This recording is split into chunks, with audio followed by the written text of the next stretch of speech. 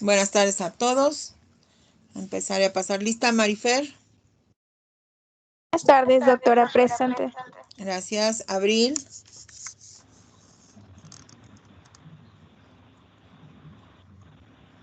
Carlos. Presente, doctora. Gracias. Alan. Presente, doctora. Gracias. Mariana. Presente, doctora. Gracias. Oscar. Presente, doctora. Gracias. Jocelyn. Presente, doctora. Buenas tardes. Buenas tardes. Dara.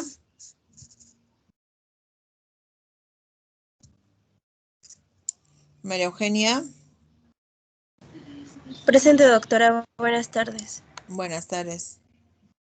Dania. Presente, doctora. Buenas tardes. Buenas tardes. Luis. Presente, doctora. Buenas tardes. Buenas tardes. Hugo.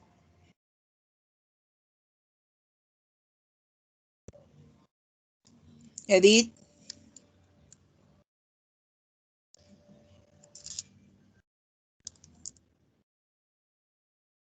Alexandro. Presente, doctora. Buenas tardes. Buenas tardes. Alan.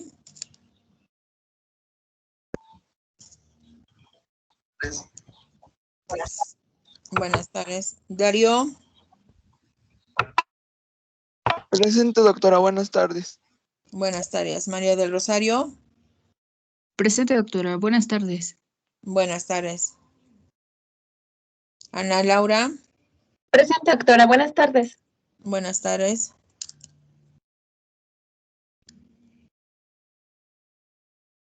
Scarlett. Presente, doctora. Buenas tardes. Buenas tardes. Alejandro. Guerrero. Presente, doctora. Buenas tardes. Buenas tardes. Lisette. Doctora. Presente, doctora. Buenas tardes. Buenas tardes. Diana. Presente, doctora. Buenas tardes. Buenas tardes. Lisette Huerta. Presente, doctora. Buenas tardes. Buenas tardes. Guadalupe. Presente, doctora. Buenas tardes. Buenas tardes. Francesca. Presente, doctora. Buenas tardes. Buenas tardes. Beatriz. Presente, doctora. Gracias. Olivia.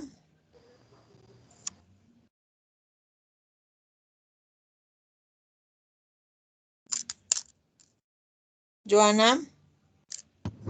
Presente, doctora. Buenas tardes. Buenas tardes. Jaime.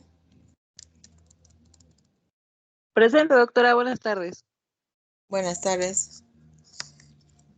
Armando.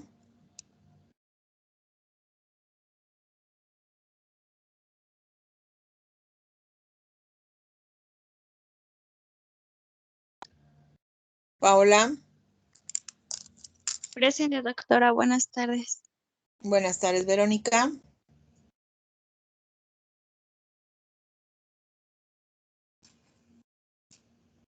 Dulce.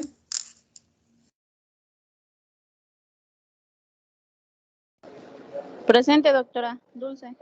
Gracias. Nancy.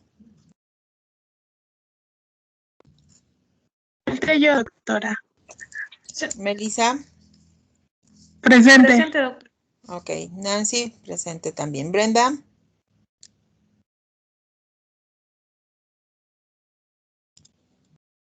José Jaime.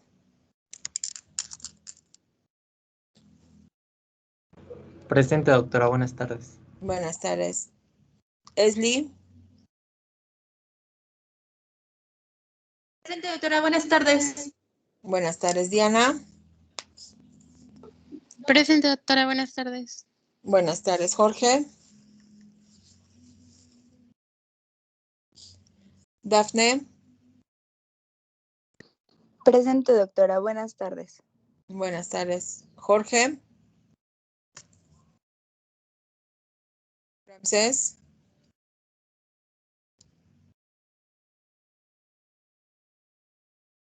Bien, ahorita los que levantaron la mano, ahorita les pongo la asistencia, permítanme. Doctora, disculpe, me dijo mi compañera Dara Cano si podía decirle que le escribió porque creo que tiene un problema familiar. Sí, pero hasta después de las 2 veo los recados. Después de las 2, 3 de la tarde. Cuando termino mis clases ya reviso todos los recados. Ah, ok, doctora, yo le digo. Muchas gracias. Ya ahí cuando vea yo, pues ya reviso los mensajes y ya veo qué me dice. Ok, a quien le toca el tema, por favor ya lo puede presentar. Sí, doctora. Ok, pero mientras veo las...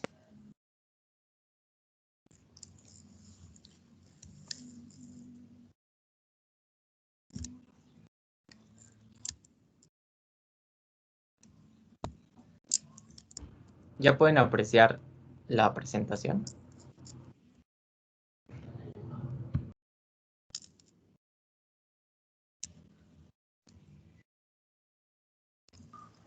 Ya se ve.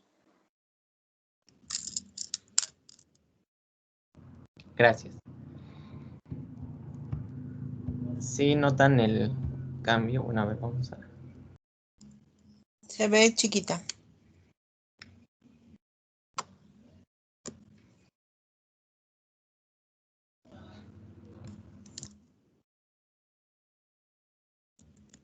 Abril, ¿ya puedes bajar tu mano?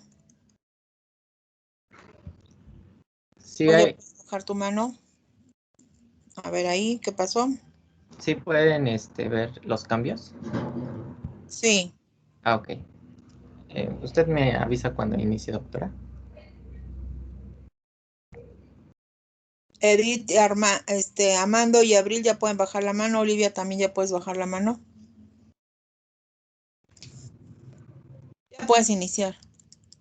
Gracias, doctora. Buenos días, doctora, compañeros. El día de hoy vamos a abordar el tema de insuficiencia renal y sus causas. Para empezar, la insuficiencia renal se define dentro de una de sus tantas definiciones. Se menciona que es un síndrome que se caracteriza por el descenso del filtrado glomerular y el incremento de los productos nitrogenados en sangre. O sea, como tal, es la pérdida de la función, bueno, una alteración en la función del riñón que va a reportarse con el descenso del filtrado glomerular y la excreción como tal de los la presencia de los productos nitrogenados en sangre y también de su excreción. Dentro de la epidemiología se dice que en la literatura que en los recién nacidos la causa frecuente de este padecimiento es a causa secundaria de una hipoxia por asfixia perinatal o sepsis. En el caso de los niños menores de 2 años, nos referimos a esta patología secundaria a un descenso de la volemia a causa de gastroenteritis y síndrome urémico hemolítico. En el caso de la etapa escolar y los adolescentes, la causa más frecuente se atribuye a la glomerulonefritis postinfecciosa, a la endo y exocapilar glomerulonefritis y a las nefropatías de enfermedades sistémicas. Sin embargo, actualmente se sabe que hay un aumento como tal del porcentaje de causalidad relacionado a padecimientos como la sepsis, la cirugía cardíaca y las enfermedades oncológicas. En México, con anterioridad, se reconocía como tal una de las causas principales de esta entidad a la diarrea. Sin embargo, con el compromiso y con las mejoras en el manejo de esta patología, se ha reducido considerablemente como tal la diarrea como causa de insuficiencia renal. En el caso de los pacientes hospitalizados, se menciona que hay una mayor prevalencia debido a que se han de relacionar con otros aspectos sistémicos. Dentro de los factores de riesgo para desarrollar la insuficiencia renal o daño renal, vamos a referirnos a que el paciente presente como tal una enfermedad renal, aspectos como la insuficiencia cardíaca, insuficiencia hepática, antecedentes como tal de daño renal, oliguria, dificultad, disminución en la administración de líquidos, como tal las patologías que predispongan a una hipovolemia, como la diarrea que les mencionaba. Así también tenemos otros aspectos como la sepsis, enfermedades hematológicas. En el caso de los neonatos, se relaciona el bajo peso al nacer, aspectos como Apgar bajo a los 5 minutos, el distrés respiratorio y el ductus arterioso persistente. Dentro de la etiología, dentro de las causas que se han establecido para la insuficiencia renal, vamos a dividirla o vamos a clasificarla en 3 posibles causas. De causa prerrenal, siendo esta la más frecuente, causas renales y causas postrenales. Dentro de las prerrenales van a ser causadas por una reducción del filtrado glomerular, pero donde no hay un daño parenquimatoso, y este proceso es reversible. En el caso de las etiologías renales, se ha de relacionar con el daño intrínseco renal de gravedad, que se dice que es dependiente de la oliguria. Entre más presente, entre más presente es la oliguria, mayor es la gravedad asociada. En el caso de las causas postrenales, hablamos de que hay una obstrucción como tal del flujo urinario que condiciona la elevación de la presión intratubular y por tanto un aumento de la una disminución del filtrado glomerular y las alteraciones como tal de la insuficiencia renal. Dentro de las causas prerrenales encontramos, como ya había mencionado, la disminución del volumen extracelular, una hipovolemia por pérdidas renales o de redistribución, siendo esta la más frecuente.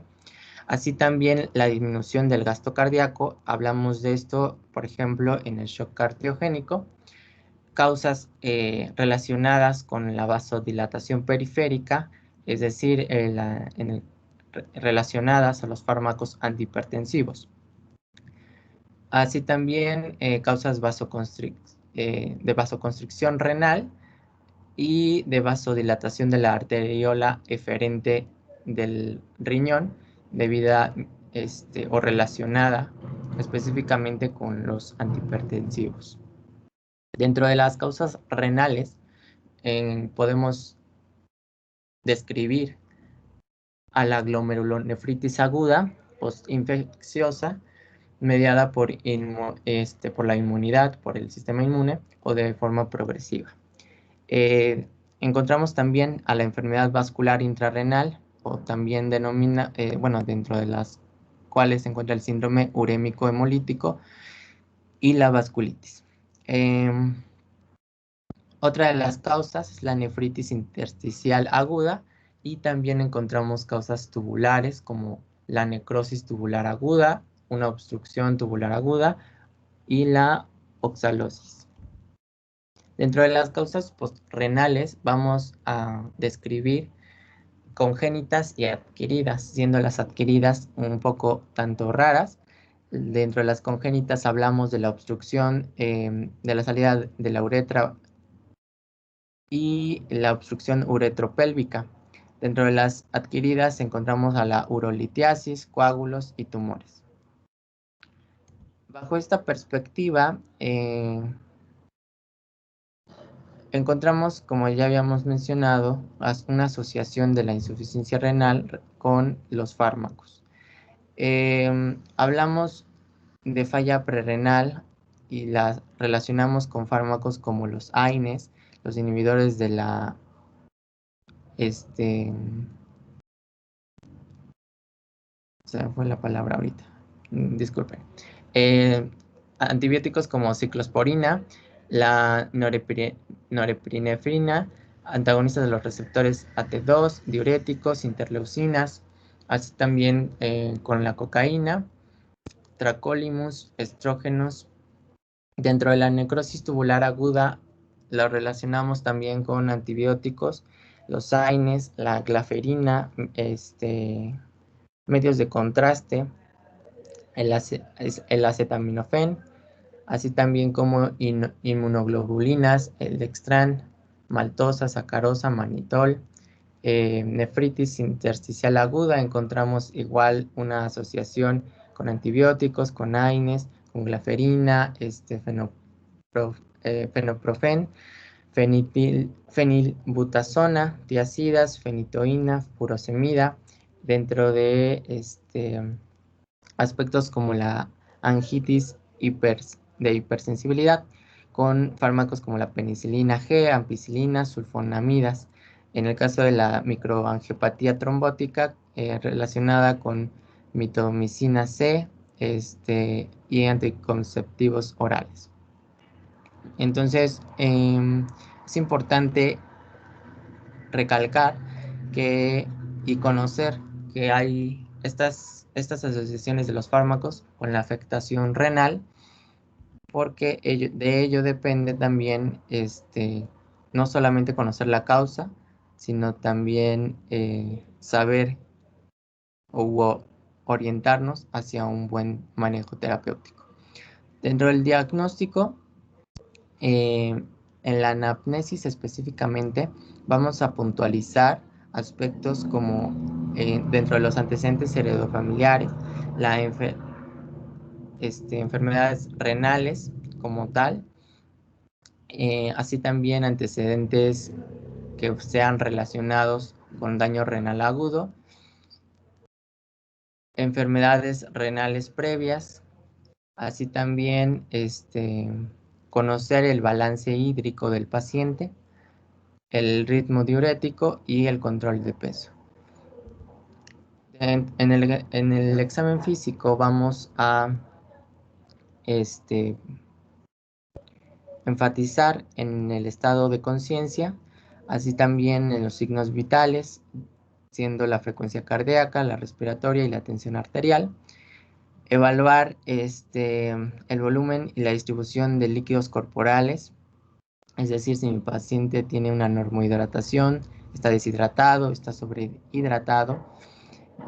Así también localizar aspectos como palidez de la piel, la mucosa, que nos pudiesen orientar a un síndrome urémico, hemolítico, y la búsqueda intencionada de signos y síntomas como tal de daño renal agudo, como la taquipnea, cefalea, vómito, depresión del sensorio, convulsiones e insuficiencia cardíaca congestiva. Dentro de los métodos auxiliares que nos van a apoyar para corroborar la clínica, es importante solicitar una química sanguínea, una citometría hemática, así también un examen general de orina. En el caso de que nuestro paciente esté hospitalizado, pudiese solicitarse o optarse por la orina de 24 horas, esto con la finalidad de valorar los niveles de creatinina.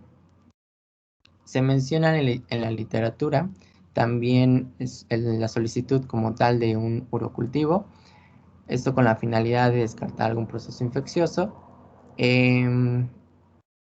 una teleradiografía de tórax para valorar el estado o el tamaño como tal del corazón, el electrocardiograma con la finalidad de evaluar la función cardíaca, los electrolitos séricos para valorar si hay alguna alteración que esté propiciando como tal alguna de las manifestaciones, así como también la ecografía renal y la ecografía Doppler. Para poder diferenciar entre si el daño es renal agudo, prerrenal, renal o postrenal, en esta tabla nos mencionan, son 6 aspectos los que debemos tener en cuenta: el volumen urinario, el sedimento, la osmolaridad, el sodio urinario, la excreción fraccionada de sodio y la ecografía. Dentro del volumen urinario, en el caso del daño prerrenal, se menciona que se presenta oliguria. Cuando hablamos de un daño renal, es variable el volumen urinario. De la misma forma, en el caso de un daño postrenal u obstructivo. Hablando del sedimento, en el caso del daño prerrenal, nos refieren cilindros hialinos. Cuando hablamos de una necrosis tubular aguda, nos reportan cilindros granulosos, cilindros epiteliales, células epiteliales. Cuando hablamos de un síndrome nefrótico, nos reportarían hematuria microscópica, hematuria macroscópica y proteinuria. En el caso del daño postrenal, en este caso, el sedimento es variable. Hablando de la osmolaridad, en el caso del daño prerrenal, se encuentra entre 400 y 500. En el caso de daño renal, se encuentra por debajo de 350 cuando hablamos de necrosis tubular aguda y entre 400 y 500 cuando hablamos de síndrome nefrótico. Variable en el caso de un daño postrenal. En cuanto a la excreción fraccionada de sodio, se encuentra por debajo de 1 cuando hablamos de un daño prerrenal. En el caso de una necrosis tubular aguda, se encuentra por arriba de 2 y por debajo de 1 cuando hablamos de síndrome nefrítico. En cuanto a la ecografía, se encuentra normal o se reporta normal cuando hablamos de un problema prerrenal.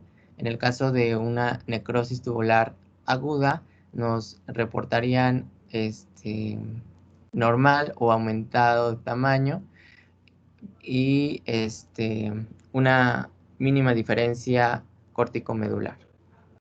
En el caso del síndrome nefrítico, nos reportan un aumento como tal del tamaño, y en el caso de la obstrucción o daño postrenal, nos reportarían hidronefrosis, que no siempre está presente, pero sería lo más asociado. Existen diferentes clasificaciones para detallar o para saber el grado de daño renal en el que nos encontramos. En este caso, la clasificación de P-Rifle es una clasificación que se utiliza primordialmente o que es de elección en pacientes neonatos, donde nos pone por estadios, por 5 estadios, el daño como tal renal agudo que se está presentando en relación a los valores de creatinina y la diuresis presente. Entonces, de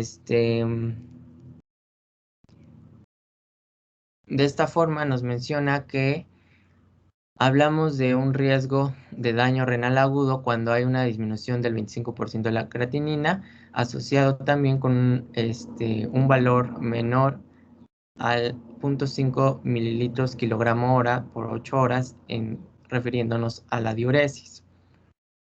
Es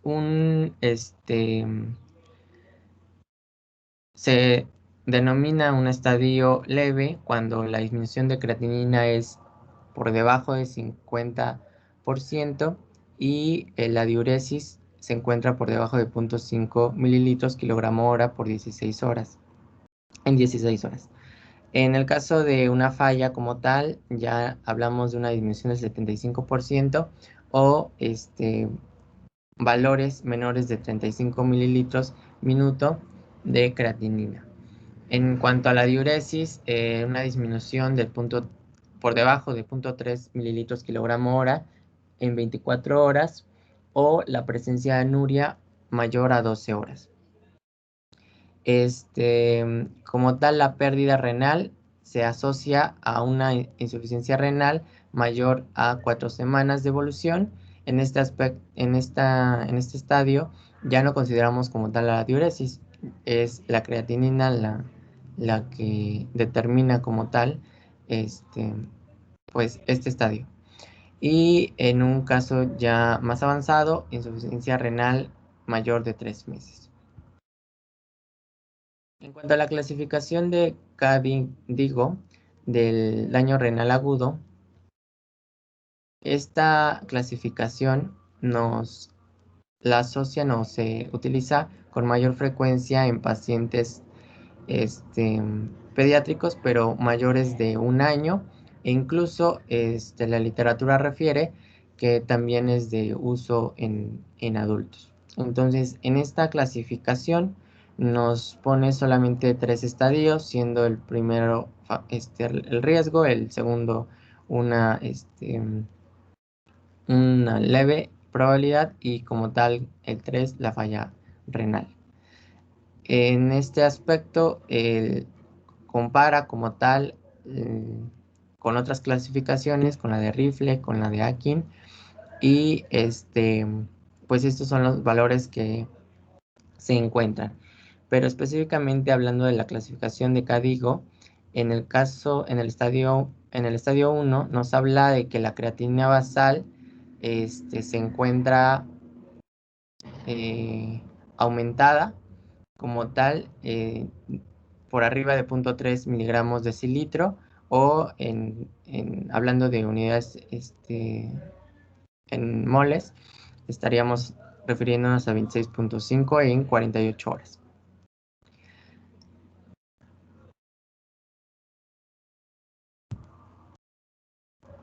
Existe otra clasificación como tal de la European Renal Best Practice que nos refiere como tal para clasificar el daño renal en el estadio 1, un aumento de la creatinina sérica de 1.5 a 1.9 veces de la basal, el aumento de la creatinina sérica mayor a 0.3 miligramos decilitro y la diuresis menor a 0.5 mililitros kilogramo hora en 6 horas.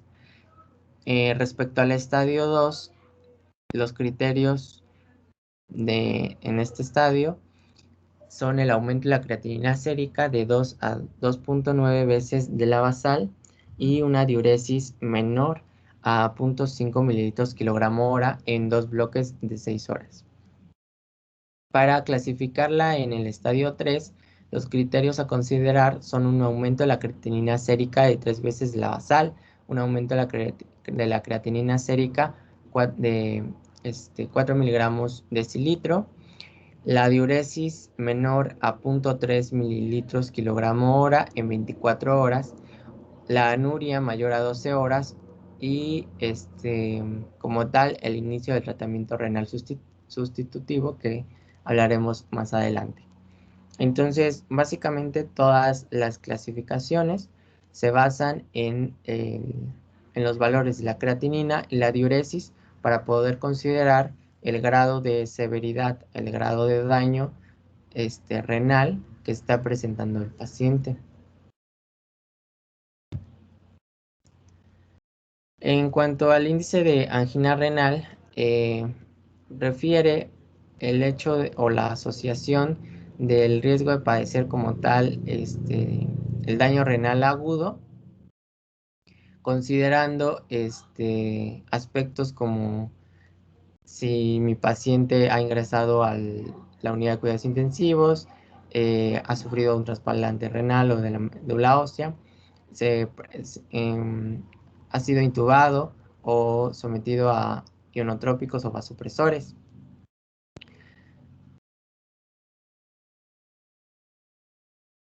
Para la prevención como tal de esta entidad, se dice que del 20 al 30% como tal del manejo preventivo evoluciona considerablemente a un estado beneficioso para el paciente. O sea que no hay una evolución hacia un daño renal. Es importante entonces valorar en el paciente el grado de hidratación que éste presenta, la diuresis, el peso, los niveles de electrolitos y creatinina, y así siempre tener en cuenta o presentes los factores de riesgo que hemos mencionado con anterioridad. Para el manejo del paciente, podemos dividirlo en tratamiento conservador y tratamiento de sustitución. En el caso del tratamiento conservador, hablamos del uso de fármacos vasoactivos como la teofilina en dosis única entre 5 y 8 miligramos por kilogramo. El uso de N-acetilcisteína en la prevención como tal, permita.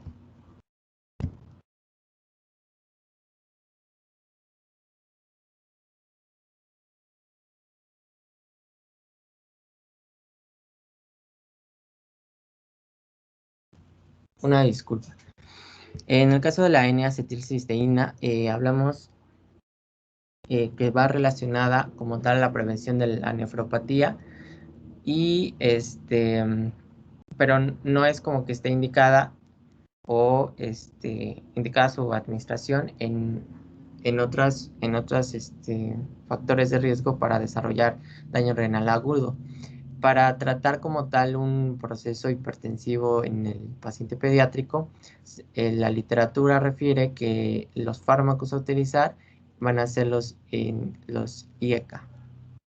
En cuanto al aporte de líquidos y electrolitos, hace mucha énfasis en que debemos tener mucha precaución o mucha atención en el tipo de líquido que vamos a utilizar para administrar al paciente y siempre considerar como tal la volemia que este presenta, así como también la causa que está generando como tal el daño renal. Y entonces, bueno, y también considerar el balance hídrico. En cuanto a un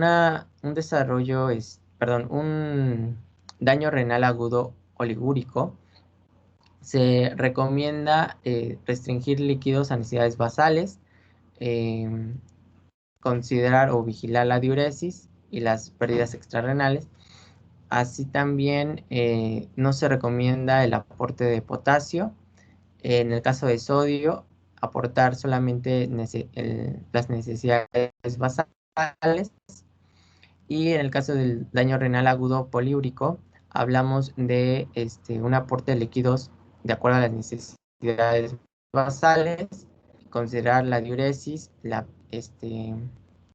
y en cuanto a los electrolitos, el aporte de potasio debe ser con estrecha vigilancia.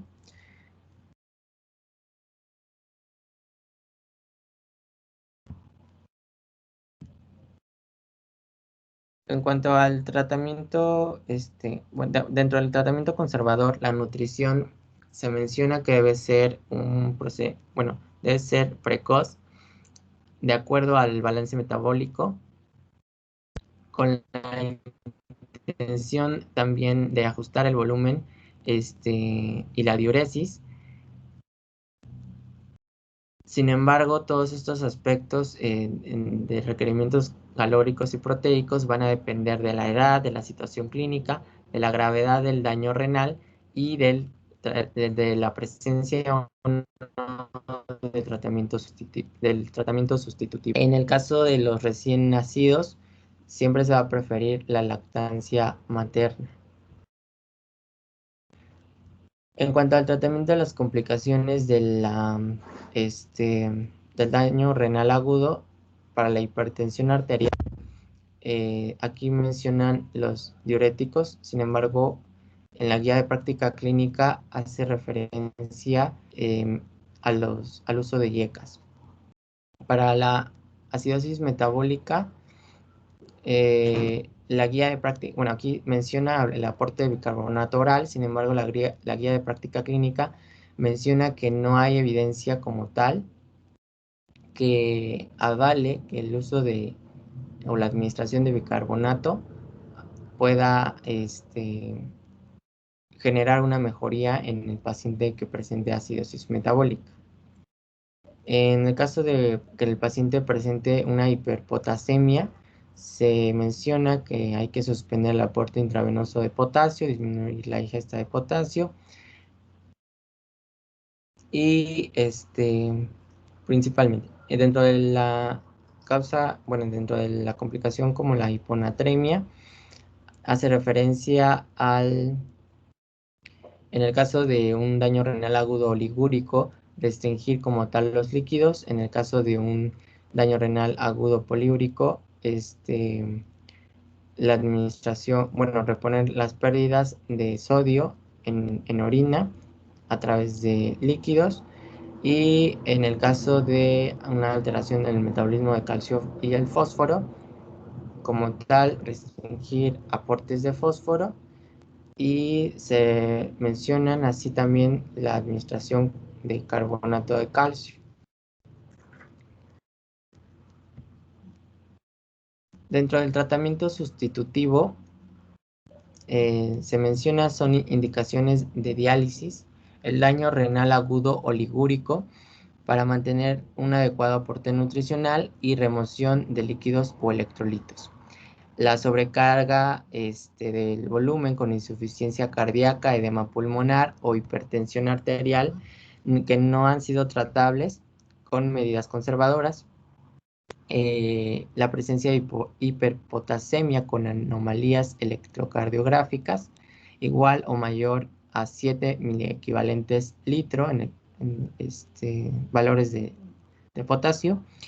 En casos de acidosis metabólica no tratable con bicarbonato de sodio por riesgo de hipernatremia o sobrecarga de volumen, en el síndrome de lisis tumoral, así también error congénito del metabolismo con acidosis orgánica grave o hiperamonemia y la ingesta de tóxicos como salicilatos, metanol, etanol, teofilina, según las concentraciones séricas y los criterios clínicos. La literatura menciona que la diálisis peritoneal es la terapia más utilizada en pediatría y en general es el de elección, ya que no requiere acceso vascular y es la más económica.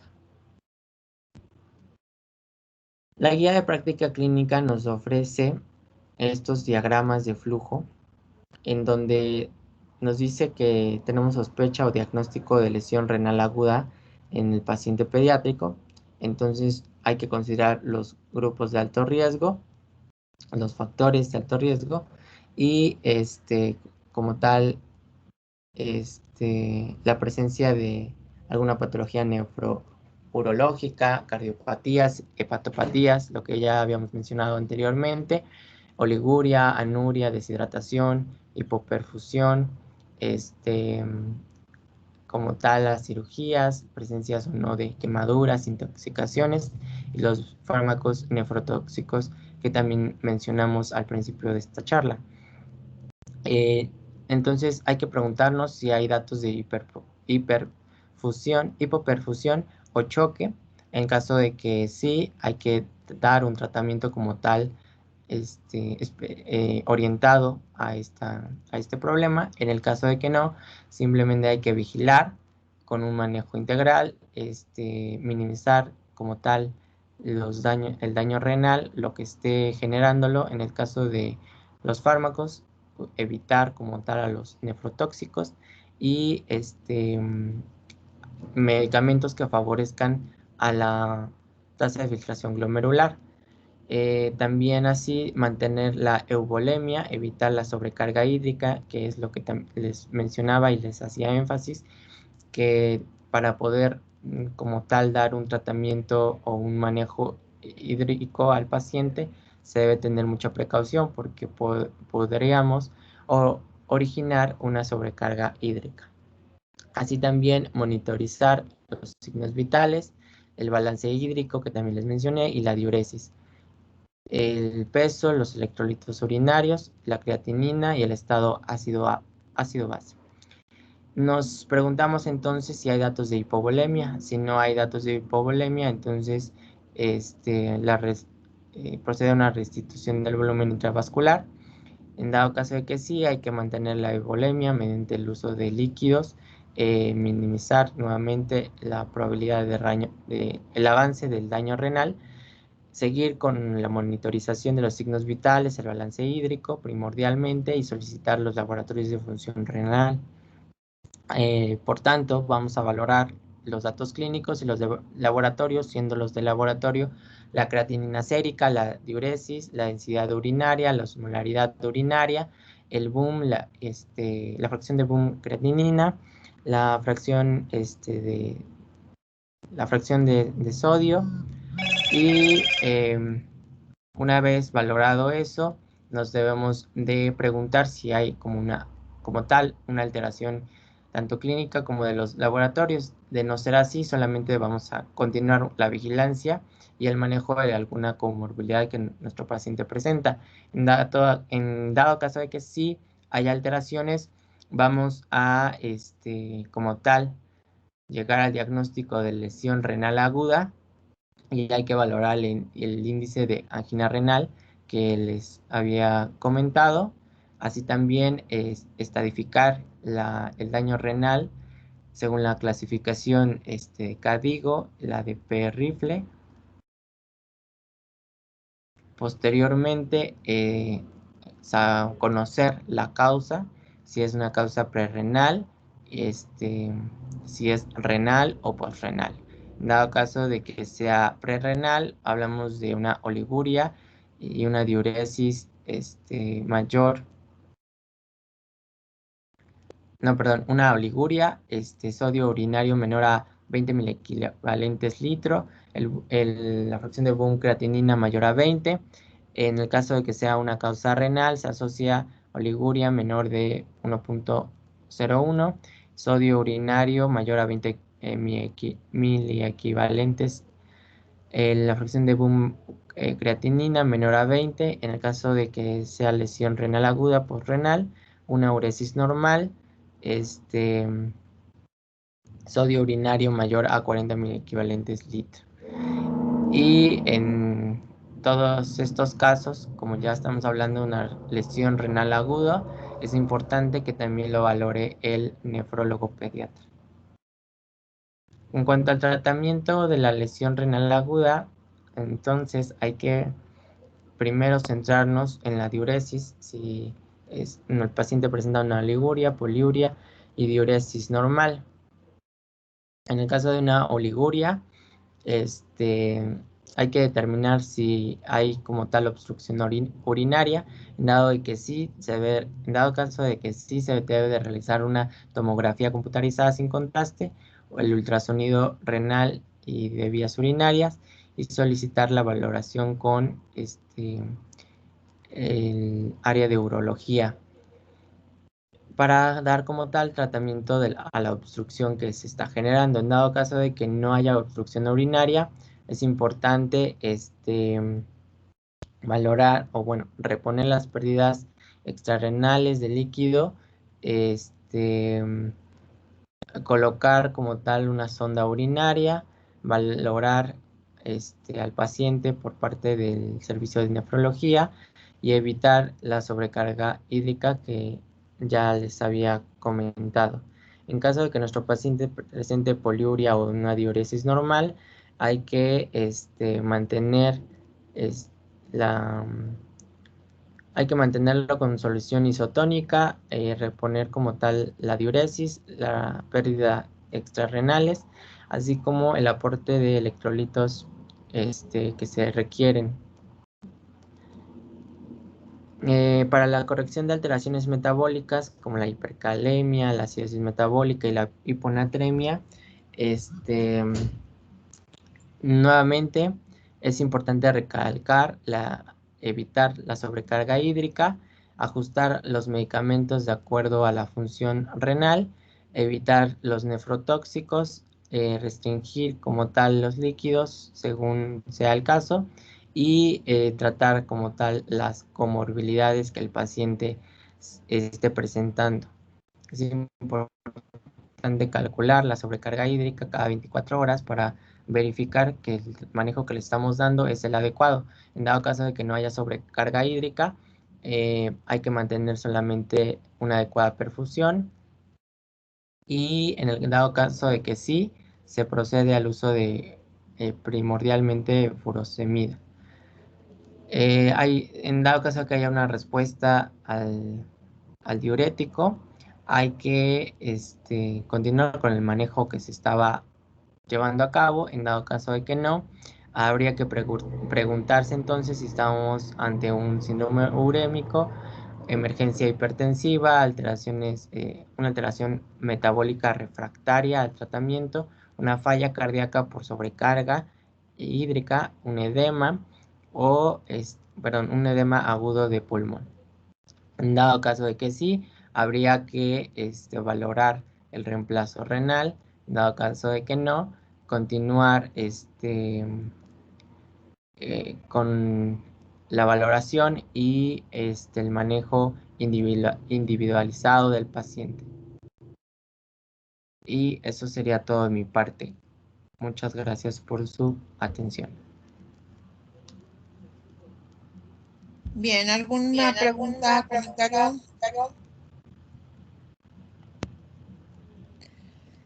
Esta patología es muy importante y recordemos cuando vimos infección de vías urinarias, comentábamos la parte de en que si había una infección de vías urinarias en los varones, pues debíamos nosotros contemplar el estudio posterior, un protocolo de estudio para ese niño, dado que eso iba a condicionar a futuro insuficiencia renal, ¿no? Entonces, lo que queremos es que antes de que se presente la insuficiencia renal crónica, sobre todo que es la más devastadora, ¿verdad? Porque muchas veces la aguda logra recuperarse sin mayor problema si damos a tiempo un tratamiento. Claro que va a depender bastante de la causa de la insuficiencia renal aguda, ¿no? Entonces, si esto es prerrenal, posrenal, si tiene alguna otra etiología que se pueda corregir en ese momento, ¿verdad? Entonces tendríamos que darle, ¿no? Entonces, estas patologías, lo que buscamos, ¿verdad? Es que ustedes detecten oportunamente algún niño que pudiera tener datos y antecedentes de problema renal. Entonces, si ese niño de pequeño tuvo infección de vías urinarias, pues hay que tener un seguimiento muy, muy, muy cercano a él para evitar que vaya a tener una insuficiencia renal crónica y que desafortunadamente pues tenga que llegar a un trasplante renal principalmente, ¿no? Entonces, como ven, pues hay muchas causas que podemos nosotros evitar, ¿verdad? En forma a tiempo y de ahí la importancia que tenemos, por ejemplo, cuando el paciente lleva un control adecuado del niño sano y durante cierta temporada vemos que no incrementa de peso, que no va bien en cuanto a su desarrollo, pues hay que descartar algún problema renal que le esté condicionando esta deficiencia en el crecimiento y desarrollo, ¿no? Obviamente, ya en pacientes que ya se estableció la insuficiencia renal, pues habría que ver si no tiene problemas, por ejemplo, de fracturas, ¿verdad? Por la deficiencia de calcio y la mala absorción que se tiene, datos de edema agudo de pulmón que pueden llegar en una forma grave, ¿verdad? Por una mala diuresis que se tiene. No sé si tengan alguna pregunta, algún comentario.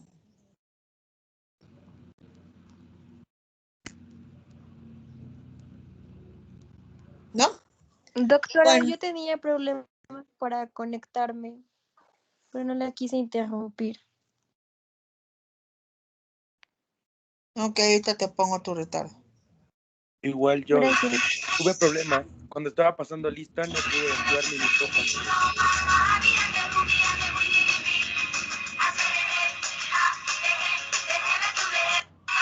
Ahorita te pongo.